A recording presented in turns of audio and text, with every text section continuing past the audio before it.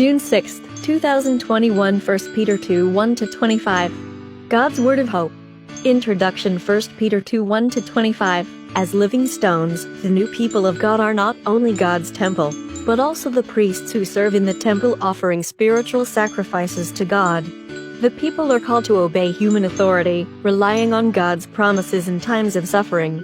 Today's scripture. 1 Peter 2:9. You are the chosen race, the king's priests, the holy nation, God's own people, chosen to proclaim the wonderful acts of God, who called you out of darkness into his own marvelous light. Today's reading. The living stone and the holy nation. 1. Rid yourselves, then, of all evil. No more lying or hypocrisy or jealousy or insulting language. 2. Be like newborn babies, always thirsty for the pure spiritual milk, so that by drinking it you may grow up and be saved. 3. As the scripture says, you have found out for yourselves how kind the Lord is. 4. Come to the Lord, the living stone rejected by people as worthless but chosen by God as valuable. 5. Come as living stones, and let yourselves be used in building the spiritual temple, where you will serve as holy priests to offer spiritual and acceptable sacrifices to God through Jesus Christ. 6. For the scripture says, I chose a valuable stone, which I am placing as the cornerstone in Zion, and whoever believes in him will never be disappointed. 7. This stone is of great value for you that believe, but for those who do not believe, the stone which the builders rejected as worthless turned out to be the most important of all. 8. And another scripture says, this is the stone that will make people stumble, the rock that will make them fall.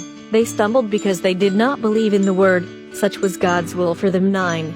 But you are the chosen race, the king's priests, the holy nation, God's own people, chosen to proclaim the wonderful acts of God, who called you out of darkness into his own marvelous light. 10. At one time you were not God's people, but now you are his people. At one time you did not know God's mercy, but now you have received his mercy. Slaves of God. 11. I appeal to you, my friends, as strangers and refugees in this world. Do not give in to bodily passions, which are always at war against the soul. 12. Your conduct among the heathen should be so good that when they accuse you of being evildoers, they will have to recognize your good deeds and so praise God on the day of his coming. 13. For the sake of the Lord, submit yourselves to every human authority, to the emperor, who is the supreme authority. 14. And to the governors, who have been appointed by him to punish the evildoers and to praise those who do good. 15. For God wants you to silence the ignorant talk of foolish people by the good things you do. 16. Live as free people. Do not, however, use your freedom to cover up any evil, but live as God's slave. 17. Respect everyone, love other believers, honor God, and respect the emperor.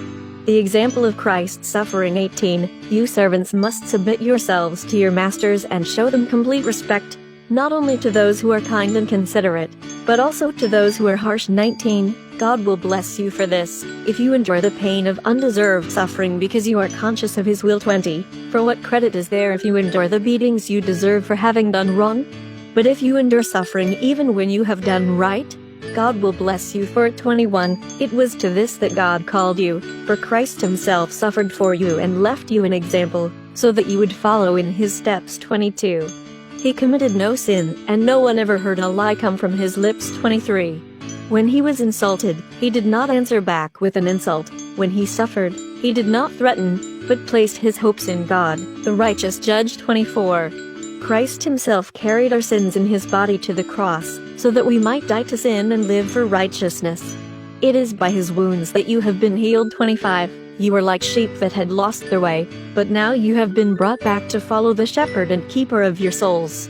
Reflect. This passage was written in the context of the Roman Empire. In the midst of a non-Christian environment, Christians were advised to live a life of holiness, to obey the local authorities, and to be good neighbors. Are there times when a situation calls for protesting against authority? How do you deal with authority that causes injustice? What does it mean to you to be a living stone? Let's pray. Lord God, shepherd and keeper of my soul, you have called me to become a living stone, building the spiritual temple. You have called me out of darkness into your own marvelous light. Lord Jesus, teach me to follow in your footsteps and to live righteously. Amen. Tomorrow's reading. 1 Peter 3, 1-22. Christians are commended when called upon to suffer for doing what is right.